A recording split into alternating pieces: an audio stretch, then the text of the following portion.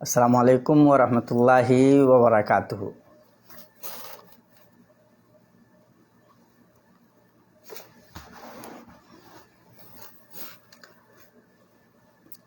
دوستو، ہم تمام لوگوں نے اقبال کو جانا ہے،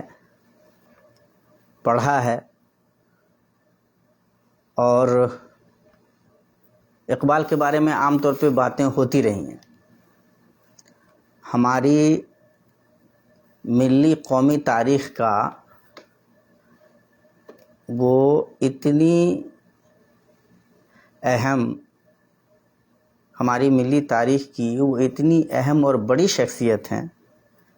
کہ ان سے صرف نظر کیا ہی نہیں جا سکتا۔ جو اقبال کے فکر و فلسفہ کو قبول کرتے ہیں وہ بھی، اور جو کسی وجہ سے ان کے افکار و خیالات سے ہم آہنگ نہیں ہو پاتے، وہ بھی اقبال کو اگنور نہیں کر سکتے۔ شعر و ادب کی تاریخ میں میر اور غالب کے بعد واقعتاً کوئی تیسرا نام جو سب سے اہم ہے وہ اقبال کا ہے۔ اور اقبال کو جس طرح عام طور سے بہت سارے لوگ ایک شاعری کے خاص تناظر میں دیکھ کر چھوڑ دیتے ہیں، یا کچھ لوگ ان کے افکار و خیالات پہ جاتے بھی ہیں، تو جہاں جانا چاہیے عام طور پہ وہاں نہیں جاتے۔ کچھ اور لوگوں کا قصور یا کوتاہ نظری یہ ہے کہ وہ یہ سمجھتے ہیں کہ اگر اقبال نے اپنی شاعری میں وہ تلمیحات، وہ استعارے، وہ تاریخ اور وہ جذبہ بیان کیا ہے جس کا راست تعلق اسلام اور مسلمان سے ہے، تو اقبال نے کوئی غلطی کی ہے، یا اقبال کے یہاں وہ آفاقیت نہیں ہے جو آفاقیت ہمیں دوسرے مختلف ادبا اور شعراء کے یہاں، خاص طور سے عالمی ادب کے نمائندہ ادیبوں اور شاعروں کے یہاں دیکھنے کو جو آفاقیت ہمیں ملتی ہے۔ ہم سمجھتے ہیں کہ دراصل یہ دور زوال میں کسی ملت کے اوپر جو ایک خاص قسم کی مروبیت طاری ہو جاتی ہے، یہ اس کا شاخسانہ ہے۔ ورنہ اقبال کی اہمیت صرف یہ نہیں ہے کہ انہوں نے اردو شاعری کو بڑے شاہکار دیے ہیں، ساقی نامہ دیا ہے، انہوں نے شکوہ دیا ہے، انہوں نے مسجد قرطبہ جیسی نظم دی ہے، یہ بھی اہم ہے اور اس سے انکار نہیں کیا جا سکتا۔ لیکن اقبال کا جو بڑا کمال ہے وہ یہ ہے کہ اس خاص وقت کو دیکھیے جب اقبال جی رہے ہیں، اور اس پوری صورتحال میں عالمی سطح پہ، خاص طور سے عالم اسلام کی سطح پہ دیکھیے تو مسلمانوں کے اندر جو ایک قسم کی مروبیت ہے، ایک نئی ہوا کے تئیں ان کے یہاں جو ایک احساس کمتری ہے، اس احساس کمتری کو اقبال نے جس خوبصورتی سے ایڈریس کیا ہے، اور ملت کا پھر سے اپنے دین و ایمان پہ جو بھروسہ ہے، اس بھروسے کو جس مضبوطی سے اقبال نے واپس لانے کی کوشش کی ہے، اور اس معاملے میں ان کا جو رویہ ہے وہ اتنا ایکٹیو، ایگریسو کہہ لیجئے، بلکہ وہ بہت ہی لاجواب ہے۔ ہم میں سے زیادہ تر لوگ اس بات سے واقف ہیں کہ اقبال اپنے شروعاتی دور میں جو ان کی شاعری ہے وہ قومی شاعری ہے، وہ جس کو ہم نیچر کی شاعری بھی کہہ سکتے ہیں، وہ قدرت اور مظاہر قدرت پہ نظر ڈالتے ہیں اور ان سے پھر معنی اخذ کرتے ہیں۔ وہ جگنو، گلہری، پہاڑ اور ندیاں، ان ساری چیزوں پہ نظمیں کہہ رہے ہیں، اور اس میں ان کی جو ایک حیثیت ابھر رہی ہے وہ ایک قومی شاعر کی، ایک نیشنلسٹ جو ایک ویو ہو سکتا ہے وہ سامنے آتا ہے۔ اور یہ 1900 پہلے کی شاعری ہے، جب ابھی اقبال یورپ نہیں گئے ہیں۔ لیکن اس کے بعد یورپ جانے کے بعد خاص طور سے اقبال کے افکار میں خیالات میں کافی تبدیلی رونما ہوئی ہے، اور اس تبدیلی میں جو چیزیں دیکھنے کی ہیں وہ یہ ہیں کہ اقبال نہ صرف یہ کہ اسلام کی طرف لوٹ رہے ہیں، اسلام کو بطور ایک نظریے کے جس پہ ان کا ایک عقیدے کے جس پہ ان کا پورا ایمان ہے، پورا بھروسہ ہے، نہ صرف یہ کہ وہ قبول کر رہے ہیں بلکہ اس کے پرچار و پرسار کے جتنے علمی، فلسفیانہ اور خطیبانہ اسلوب ہو سکتے ہیں ان کو وہ اپنا رہے ہیں، اور اس معاملے میں ان کے یہاں جو قوت ہے، ان کے یہاں خود کو پیش کرنے کا جو جذبہ ہے، ان کے یہاں چیزوں کو آگے بڑھانے کی جو کیفیت ہے، اس کیفیت میں بڑی ہی سمجھداری کا رویہ سمجھ میں آتا ہے، قوت کا رویہ سمجھ میں آتا ہے۔ اور اس لیے جو لوگ اقبال کو ایک شاعر کے طور پر دیکھ کر کے ان سے ایسے ہی گزر جاتے ہیں، وہ کوئی بڑی عقل مندی نہیں کرتے ہیں۔ میں سمجھتا ہوں کہ اس پورے معاملے میں جو دوسرا رویہ ہے وہ زیادہ خطرناک ہے، اور وہ یہ ہے کہ ان کی عملی زندگی میں تھوڑی بہت خرابیاں ہیں، اور ظاہر ہے کہ کوئی بھی انسان مکمل نہیں ہوتا، انسان نہ مکمل ہوتا ہے اور نہیں ہو سکتا ہے۔ تو آپ اس شخص کی اہمیت کو کم کرنے کے لیے، اس کے افکار و خیالات کی بلندی کو، اس کی قوت کو اور اس کی اثر پذیری کو کم کرنے کے لیے اس کی عملی زندگی میں، اس کی ذاتی جو اس کی پرسنل لائف ہے، اس میں کچھ نشیب و فراز رہے ہیں، کچھ خامیاں کوتاہیاں رہی ہیں، تو ان خامیوں اور کوتاہیوں کو آپ بہت زیادہ اہمیت دیتے ہیں یہ بتلانے کے لیے کہ یہ دیکھو، یہ جن آدرشوں کی بات کرتے ہیں، جن افکار و خیالات کی بات کرتے ہیں، ان کو یہ جی نہیں پائے، یا پھر یہ بس ہوائی تھی۔ تو یہ دراصل ان افکار و خیالات کی عظمت کو ٹھیس پہنچانے کی کوشش ہے، اور امت کو کہیں نہ کہیں ان لوگوں سے توڑنے کی کوشش ہے جو امت کو بلندیوں کی طرف لے کر جانا چاہتے ہیں۔ اقبال کا یہ کمال ہے، اور یہ سمجھنا بہت ضروری ہے۔ اس پوری صورتحال کو سامنے رکھیے جب عجیب و غریب انداز میں مروبیت کی شکلیں سامنے آ رہی ہیں، جب ہم نئے افکار کے ساتھ نہ صرف یہ کہ بہہ رہے ہیں بلکہ چلو تم ادھر کو ہوا ہو جدھر کی کا باضابطہ نعرہ لگایا جا رہا ہے، اس پوری صورتحال کو سامنے رکھیے اور پھر اقبال کی نظموں کا مطالعہ کیجیے۔ اقبال پھر سے آپ کو اسلام کی ڈگر پہ واپس لانے کی کوشش کرتے ہیں۔ وہ آپ کی نظر میں اسوہ کے طور پر محمد صلی اللہ تعالیٰ علیہ وسلم کو پیش کرتے ہیں، وہ صحابہ کرام کے تلمیحات آپ کے سامنے لاتے ہیں، وہ سارے واقعات اسلامی لا کر کے اس میں شاعری کو ڈھالتے ہیں۔ وہ آپ کے لیے ایک چیز جو آپ کے لیے ایک علامت بن جائے، آپ جس سے اپنے آپ کو جوڑ کر دیکھیں، اپنی شناخت متعین کریں۔ اقبال کا کمال یہ ہے کہ وہ اس پوری شاعری کو اس پوری قوت کے ساتھ آپ کے سامنے لے کر کے آتے ہیں، اور سارے تلمیحات، سارے اشتہارات اسلامی بنا دیتے ہیں۔ وہ بال جبریل آپ کو لا کر کے دیتے ہیں، وہ لا تحزن اور اس قسم کے بہت سارے قرآنی آیات کے ٹکڑے اپنی شاعری میں استعمال کر کے آپ کو آپ کے اس تہذیبی رکھ رکھاؤ میں واپس لے کر کے جاتے ہیں، آپ کے اس اعتماد کو، اس بھروسے کو لوٹانے کی کوشش کرتے ہیں، آپ میں اعتماد بھر دیتے ہیں۔ اور اس چیز کو جس قوت سے دیکھا جانا چاہیے، افسوسناک بات یہ ہے کہ کم دیکھا گیا ہے۔ اور میں سمجھتا ہوں کہ اقبال نے جو اپنی پوری شاعری سے جو کام لیا اور اوورآل جو اس کا اثر جانے چاہیے، وہ الحمدللہ یہی گیا۔ کبھی بھی آپ کہیں بھی دیکھ لیں،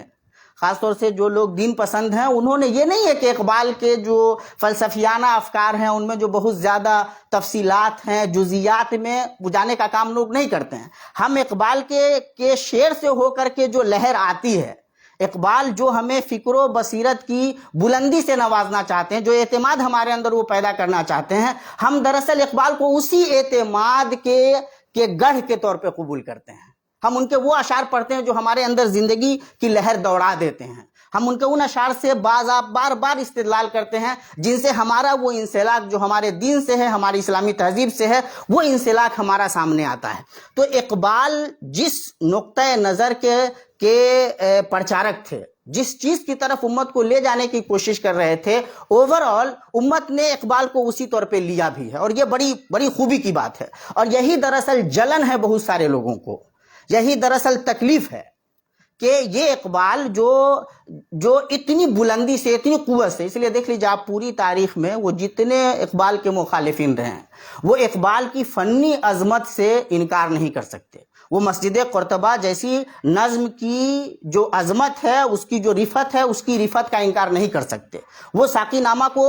مطلب کیا کہتے ہیں اگنور نہیں کر سکتے. وہ شکوہ جواب شکوہ کو اگنور نہیں کر سکتے، وہ نہیں کر سکتے. اس کا مطلب یہ ہے کہ وہ پھر کیا کوشش کرتے ہیں؟ کوشش یہ کرتے ہیں کہ اقبال کی جو اہمیت ہے، فکری اہمیت ہے، اقبال کی جو ملی اہمیت ہے، اس اہمیت کو گھٹا دیا جائے. اور یہ اپنے آپ میں یہ مطلب افسوسناک ہے کہ جب کچھ لوگ اس طرح کی بات کرتے ہیں تو ہم سمجھتے ہیں کہ یہ بڑے انٹلیکچول ہیں، یہ بڑے مطلب کیا کہتے ہیں اعلیٰ خیالات کے حامل ہیں، یہ اقبال جیسی شخصیت پہ بھی تنقید کرنے کی صلاحیت رکھتے ہیں. یہ کوئی صلاحیت ولاحیت کی بات نہیں ہے. یہ دراصل ایک طرح کی آپ یہ کہہ سکتے ہیں کہ ہرما نصیبی ہے. آپ یہ کہہ سکتے ہیں کہ اقبال کو نہ سمجھنے کا یا اقبال کے فکر و نظر، ان کی تڑپ کو نہ سمجھنے کا شاخسانہ ہے. اقبال ملت کو جہاں دیکھ رہے تھے اور جس قسم سے ہوا آ رہی تھی اس ہوا کے خلاف کھڑے ہو کر کے اور امت کو یہ بتانا کہ یہ جو ہوا آ رہی ہے اور تم اس سے ڈر رہے ہو، گھبرا رہے ہو یا اس کے سمت میں چلنے کے لیے تیار ہو جا رہے ہو، تو دراصل یہ شکست خوردگی ہے. تمہیں وہاں جانا چاہیے جو تمہارا، جس سے تم اپنا رشتہ بناتے ہو، جہاں سے تمہاری شناخت بنتی ہے، جہاں سے تمہاری قوت کا راز وابستہ ہے، جس کے بغیر تمہاری کوئی حیثیت نہیں ہے. اقبال نے وہ کام کیا ہے. اقبال نے پھر سے مسلمانوں کو اسلام سے جوڑنے کی کوشش کی ہے. اسلام نے پھر سے ہماری تلمیحات، ہماری زندگی کے استعارے، ہمارے سوچنے سمجھنے اور تہذیبی رکھ رکھاؤ کے سارے بندھن وہیں سے جوڑ دیے ہیں. اور یہی اقبال کا اصل کارنامہ بھی ہے. مجھے خوشی ہے خاص طور سے انتظار حسین وغیرہ نے اس کی طرف بڑی خوبصورتی سے وضاحت کی ہے اور اچھے استدلالات کی ہیں. ہمارے یہاں یہ سمجھ اگر تیز ہو جائے، آپ سوچ دیکھیے پوری اردو میں جو ہمارے یہاں شاعری ہوئی ہے، خاص طور سے آپ اس کو سامنے رکھیے. میر کے یہاں آپ کو پوری شاعری پڑھنے کے بعد کیا ملتا ہے؟ غالب کو آپ پوری طرح پڑھ لیجئے. اچھا، میں ان کی اہمیت یا افادیت یا ان کی شاعری کی عظمت کے خلاف نہیں ہوں، لیکن میں بطور ایک کیا کہتے ہیں بات کے ایک اوپینین کی یہ بات کہتا ہوں کہ آپ میر کو مثال کے طور پر پڑھیے. پورے میر کو پڑھنے کے بعد آپ کس نتیجے تک پہنچتے ہیں؟ آپ غالب کو پڑھیے، پورے غالب کو پڑھ لیجئے. پورے غالب کو پڑھ کر کے آپ کہاں جاتے ہیں؟ کیا کچھ اخذ کرتے ہیں؟ کون سی شخصیت آپ کی بننی شروع ہوتی ہے؟ آپ آئیے مومن کو پڑھ لیجئے. پورے مومن کو پڑھنے کے بعد آج کے زمانے کے شاعر میں آپ فراز کو پڑھ لیجئے. پورے فراز کو، اس کا پورا سرمایہ جو ہے وہ آپ سامنے رکھ لیجئے. فیض کا پورا سرمایہ آپ سامنے رکھ لیجئے، پڑھ لیجئے. پھر آپ دیکھیے کہ اس کو پڑھنے کے بعد آپ کی جو شخصیت بنتی ہے، اس سے جو آپ معنی اخذ کرتے ہیں، تو آپ اپنے آپ میں کس قسم کی تبدیلی یا کس قسم کی تعمیر آپ اپنے آپ میں دیکھتے ہیں. پھر آپ اقبال کو پڑھیے اور پھر آپ دیکھیے کہ کون سی تبدیلی، کون سا ذہن ہے، کون سا بھروسہ ہے جو آپ کے اندر پنپتا ہے. اقبال صرف یہ نہیں ہے کہ آپ کو عمل پہ ابھارتے ہیں. اقبال صرف یہ نہیں ہے کہ وہ آپ کو زندگی میں بہت کچھ آگے کرنے کے لیے للکارتے ہیں، آپ کو آگے لے جاتے ہیں، آپ کو بہت اچھے خواب دکھلاتے ہیں، آپ کو بتلاتے ہیں کہ آپ کی صلاحیتیں بے انتہا ہیں، آپ کو بتلاتے ہیں کہ یہ کائنات آپ کے لیے مسخر کر دی گئی ہے. یہ تو بہت سارے دوسرے لوگ بھی آپ کو بتا سکتے ہیں، لیکن اقبال وہ کرتے ہیں کہ آپ کو رسول اللہ صلی اللہ تعالیٰ علیہ وسلم سے جوڑ دیتے ہیں، آپ کو اللہ کے کلام سے جوڑ دیتے ہیں. اقبال آپ کے اندر انسانی عظمت کے ساتھ ساتھ ایمانی اہمیت و ضرورت کو بھی پیوست کرتے ہیں. اور یہاں سے دراصل آپ کی اپنی شناخت بنتی ہے. اس شناخت کو جب مغربی تہذیب کے تناظر میں آپ اس شناخت کی اہمیت کو، اس کی افادیت کو، اس کی قوت کو نہیں سمجھ رہے تھے، تو اقبال نے آپ کو سمجھایا کہ نہیں، آپ غلطی کر رہے ہیں. آپ کی اہمیت، آپ کی جو بھی شخصیت بنتی ہے، وہ شخصیت اس کے بغیر نہیں بن سکتی ہے. آج بھی ہو جو براہیم سائمہ پیدا، آگ کر سکتی ہے اندازے گلستہ پیدا. سمجھتا ہے تو راز ہے زندگی، فقط ذوق پرواز ہے زندگی. تو آپ اقبال کو اگر ایک عام شاعر کے طور پہ دیکھ کر کے یوں ہی سمجھ لیجئے، یا ایک عام فلسفی کے طور پہ دیکھ کر کے آپ یوں ہی گزر جاتے ہیں، تو یہ آپ کی اپنی کوتاہی ہو سکتی ہے. اقبال کا مقصد تھا، اقبال باضابطہ کسی مقصد کے لیے، کسی ہدف کے لیے کوشش کر رہے تھے، اور اس کوشش کو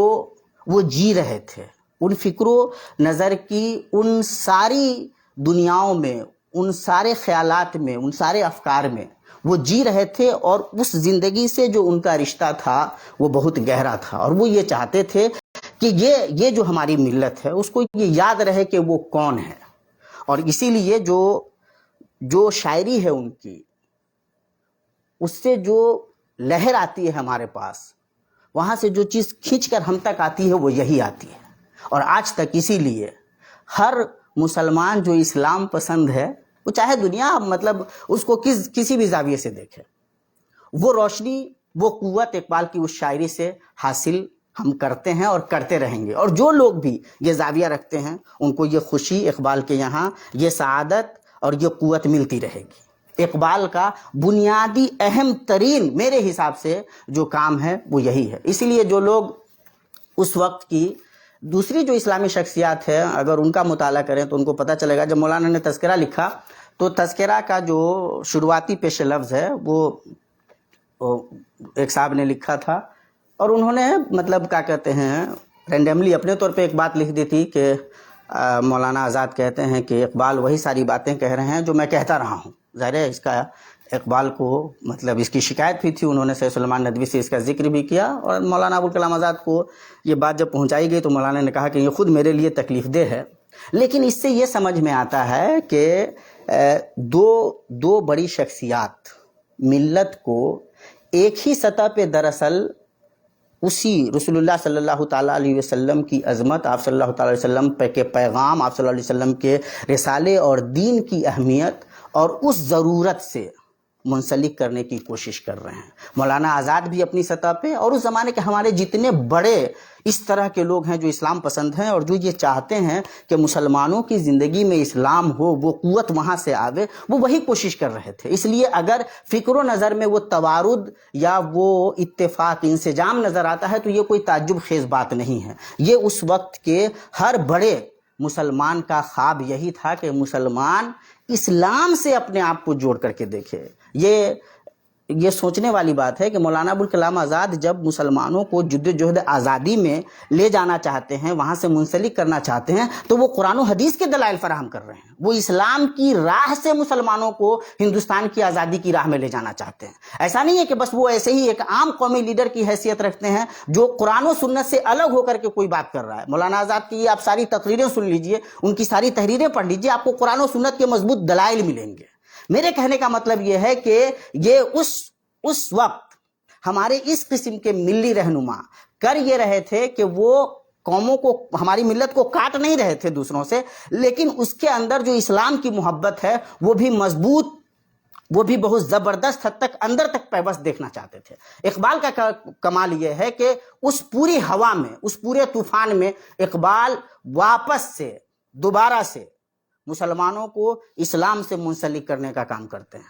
اور ان کو یاد دلاتے ہیں کہ تمہاری تلمیحات، تمہارے استعارے، تمہاری تاریخ، تمہاری شناخت، یہ ساری چیزیں سب کا تعلق اسلام سے ہے، محمد صلی اللہ تعالیٰ علیہ. خاص ہے ترکیب میں قوم رسول ہاشمی. یہ جب اقبال کہتے ہیں تو یہ ایک رینڈملی کوئی اسٹیٹمنٹ نہیں ہے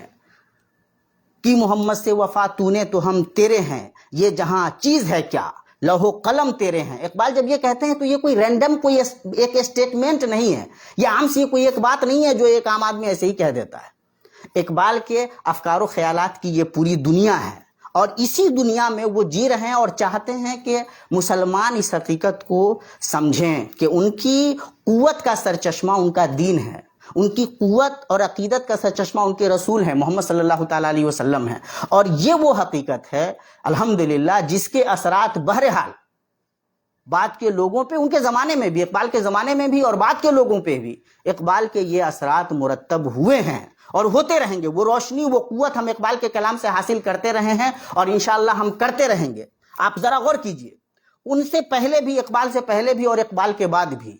کوئی بھی ان کی سطح کا کوئی دوسرا شاعر ہوا ہو، کوئی دوسرا ادیب ہوا ہو جو اس قوت سے اپنے فکر و نظر کی اس دنیا کو اس قوت سے پیش کر سکا ہو، آپ کے لیے وہ سرمایہ بنا سکا ہو جو سرمایہ بنانے میں اقبال کامیاب رہے ہیں. پھر جب آپ ان تمام زاویوں سے غور کریں گے تو آپ کو اقبال کی اہمیت کا اندازہ ہوگا. انسان کی اپنی ذاتی زندگی میں، سیاسی زندگی میں ظاہر ہے کہ بہت ساری چیزیں ہوتی ہیں جن سے ہم اختلاف کر سکتے ہیں، بہت ساری چیزیں وہ ہوتی ہیں، بہت سارے آئیڈیالز، آدرش ایسے ہوتے ہیں جن کو آپ بہت چاہتے ہیں کہ آپ ان پہ چلیں، ان کو اپنی زندگی میں اتاریں، لیکن آپ عمل نہیں کر پاتے ہیں، آپ سے نہیں ہو پاتا ہے۔ لیکن اس کا یہ قطعاً مطلب نہیں ہے کہ پھر آپ ان آدرشوں کی طرف بلا بھی نہیں سکتے، وہ خواب آپ دکھا بھی نہیں سکتے ہیں۔ میں اگر کوئی اچھا کام نہیں کر سکا تو اس کا یہ قطعاً مطلب نہیں ہے کہ کوئی بھی دوسرا آدمی وہ اچھا کام نہیں کر سکتا ہے۔ ایک صاحب کو ظاہر ہے کہ بہت سارے لوگوں کو بہت سارا الزام رہتا ہے، وہ اقبال پہ الٹی سیدھی باتیں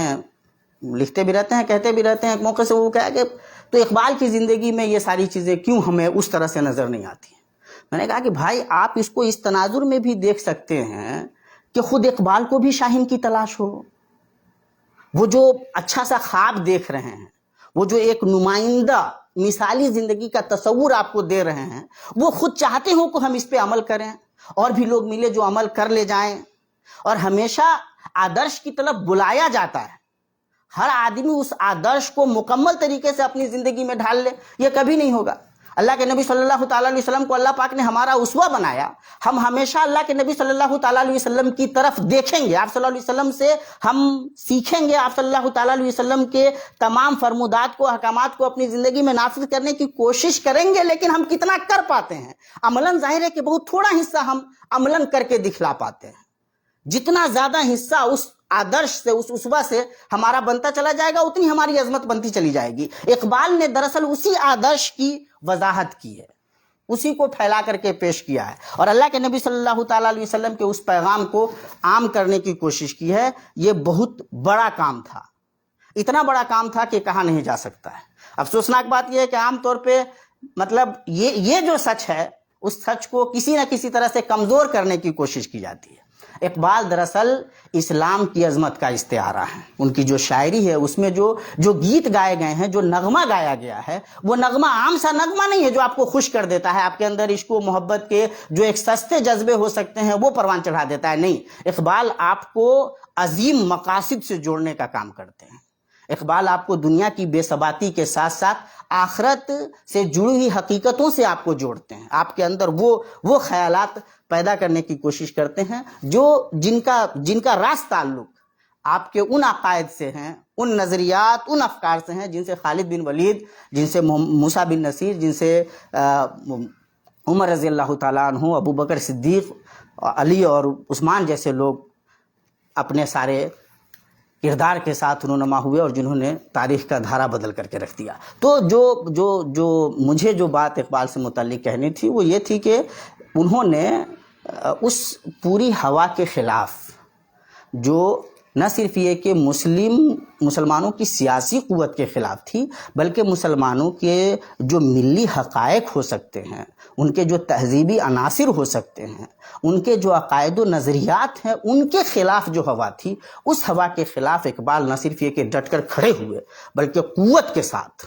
اس طوفان کا مقابلہ کیا، اور بتلایا کہ یہ طوفان کسی قابل ہے ہی نہیں، بتلایا کہ اس کی کوئی حیثیت نہیں ہے۔ آپ اقبال کی شاعری میں ان کے یہاں جو مغربی تہذیب و تمدن پہ جو اعتراض ہے، جو اس پہ انہوں نے بہت زیادہ اٹیک کیا ہے، اس کو اگر آپ ایسے ہی مطلب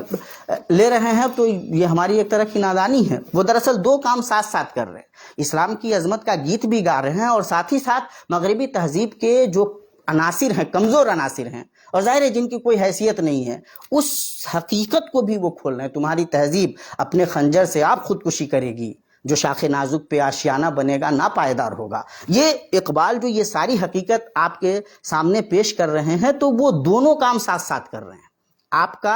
آپ کے اپنے تہذیبی تشخص سے رشتہ مضبوط کر رہے ہیں، اور سیم اسی وقت وہ یہ بتلا رہے ہیں کہ جس آب و تاب کو، جس روشنی کو دیکھ کر کے، جس چمک کو دیکھ کر کے آپ کی آنکھیں چدھیاں رہی ہیں، وہ دراصل چمک نہیں ہے، سراب ہے، وہ فریب ہے۔ اور اس قوت سے اقبال نے اس چیز کو پیش کیا ہے کہ اس کے جو اثرات مرتب ہونے چاہیے تھے، وہ اثرات مرتب الحمدللہ ہوئے ہیں۔ ایک اور زاویہ دیکھنے کا ہے، اور یہ دیکھنا چاہیے، آپ ایک شاعر سے ایک داعی یا مبلغ کی ذمہ داری ادا کروانا چاہتے ہیں تو آپ غلطی پر ہیں۔ کوئی بھی جو شاعر ہے وہ دراصل آپ کے اندر جذبہ جو ہے آپ کا اس کو انگیخت کرنے کی کوشش کرے گا، آپ کے جذبے کو وہ مضبوط کرے گا، اس جذبے کو بھڑکانے کی کوشش کرے گا۔ اقبال کا جو کام ہے وہ یہ نہیں ہے کہ آپ کے اسلامی زندگی کی تربیت کریں، نہیں، اگر آپ اقبال سے اس کام کے خواہش مند ہیں تو آپ اقبال کو وائز یا مطلب بہتر انداز میں ان کو کوئی داعی ہونا چاہیے تھا، نہیں۔ اقبال کا جو کام ہے وہ یہ ہے کہ وہ فکر و بصیرت کے ساتھ ساتھ آپ کے جذبہ کو اس حد تک متاثر کریں کہ آپ اپنے دین سے، اپنے ایمان سے جڑتے ہوئے خوشی محسوس کریں، وہ جو احساسات ہیں آپ کے مضبوط ہو جائیں، آپ کو کسی قسم کا احساس کمتری لاحق نہ ہو۔ اور اقبال نے یہ کیا ہے، وہ جذبہ جو ان کو ابھارنا چاہیے تھا وہ انہوں نے ابھار دیا، اور بہت ساری سطحوں پہ عام مسلمانوں پہ جو یہ اثرات مرتب ہونے چاہیے تھے وہ مرتب ہوئے۔ ایک آدمی اپنے آپ کو مسلمان محسوس کرتے ہوئے کسی احساس کمتری کا شکار نہیں ہوا، اور پہلے جو لوگ ہو رہے تھے اس سے کلام اقبال نے لوگوں کو نکلنے میں مدد دی۔ تو اقبال کا یہ کام تھا۔ ہم اگر اب اقبال سے اس کے بعد کا کوئی کام لینا چاہتے ہیں تو یہ ہماری اپنی نادانی ہے۔ یہ کام ظاہر مبلغین کا ہوتا ہے، دعات کا ہوتا ہے، مربی حضرات کا ہوتا ہے کہ وہ باضابطہ آپ کو اسلامی زندگی جینا سکھائیں گے۔ اقبال نے یہ کیا کہ اس زندگی کے جو عقائد و نظریات ہیں جن پہ یہ زندگی استوار ہوتی ہے، ان عقائد و نظریات پہ آپ کے بھروسے کو مضبوط کر دیا، آپ کے اعتماد کو واپس لا دیا۔ کب؟ جب بہت سارے لوگ جو آپ جیسے ہم جیسے تھے اور اس اعتماد کو متزلزل کرنے کا کام کر رہے تھے، جو یہ چاہ رہے تھے کہ آپ کا جو یہ تشخص ہے، آپ کی جو یہ شناخت ہے، یہ شناخت ختم ہو جائے۔ آپ جس فکر و نظر کے جس چشمے سے آپ سیراب ہونا چاہتے ہیں اس چشمے ہی کو گدلا کر دیا جائے یا اس کی اہمیت گھٹا دی جائے۔ اقبال نے اپنی پوری شاعری سے بنیادی طور پہ یہی کام لیا ہے۔ اس لیے آپ دیکھ لیجئے اسی زمانے میں، اقبال کے زمانے میں اور بہت سارے دوسرے شعراء ہیں، تو وہ دیکھیے وہ کس دنیا میں جی رہے ہیں اور اقبال کس دنیا میں جی رہے ہیں۔ اقبال کے استعارات کیا ہیں، ان کی تلمیحات کیا ہیں، وہ دیکھیے جب تاریخی حوالے دیتے ہیں تو کون سی شخصیات آتی ہیں، جب وہ کوئی بات کہنا چاہتے ہیں تو کس طرح سے آیات کو احادیث کو لاتے ہیں، کس طرح سے اسلامی شخصیات جن سے ہم اپنے آپ کو جوڑ کر کے اپنی شناخت متعین کرتے ہیں، اقبال انہیں لا کر کے اپنے افکار و خیالات پیش کرتے ہیں۔ تو جو سوچنے کا زاویہ ہے دراصل وہ یہ ہے کہ اقبال کی اہمیت ایک شاعر ہونے کی حیثیت سے بہت بلند ہے، اور اس بلندی کو نہ ماننے والا اپنے آپ میں ظاہر محروم سمجھا جاتا ہے۔ وہ ہر جگہ، وہ کوئی بھی آدمی ہو، اگر اس نے کچھ الٹی سیدھی تنقید کی ہے تو وہ بیچارہ اس حیثیت سے جانا جاتا ہے کہ اس قسم کی علم غلم باتیں اس نے لکھی ہیں، لیکن اس عظمت کو قبول کرنے پہ سب لوگ مجبور ہیں، چونکہ اقبال نے اتنی بلندی سے بات کی ہے، فنی پہلوؤں کا اتنا زبردست جماؤ ہے ان کے یہاں، ایسا مضبوط انہوں نے در و بست بنایا ہے کہ اس کے خلاف کھڑا ہونا آسان نہیں ہے کسی کے لیے بھی، جو ان کے مخالفین ہیں ان کے لیے بھی۔ لیکن جو دوسرا زاویہ فکر و نظر کا ہے، اس معاملے میں دور دور تک شاعری کے خصوصی حوالے سے اقبال کا کوئی ثانی نہیں ہے۔ اقبال نے وہ کام کیا جو کام اس سطح پہ شاید کوئی دوسرا نہیں کر سکتا تھا، وہ اقبال نے کیا۔ اس لیے اقبال کی یہ اہمیت ذہن میں رہنی چاہیے اور اس اہمیت کو آگے بڑھانے کی ضرورت ہے۔ افسوسناک بات یہ ہے کہ پھر کوئی دوسرا اقبال نظر نہیں آتا ہے اس طرح سے، مطلب فکر و بصیرت کی اس بلندی سے گفتگو کرنے والا دوبارہ دوسری جگہ کوئی نظر نہیں آتا۔ اس حوالے سے خصوصی توجہ کی بھی ضرورت ہے کہ کیوں ایسا منظرنامہ دوبارہ نہیں خلق ہو سکتا ہے، جبکہ اس پوری شناخت کے خلاف کوششیں لگاتار جاری ہیں مختلف سطحوں پہ۔ تو کہیں نہ کہیں اس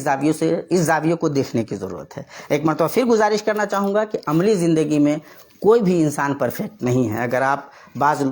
انسانی زندگی کی بعض خامیوں کو، چھوٹی چھوٹی خرابیوں کو بہت بڑا بنا کر کے اگر کسی کی اہمیت گھٹانا چاہیں گے تو آپ کے ہاتھ سے سارے رمز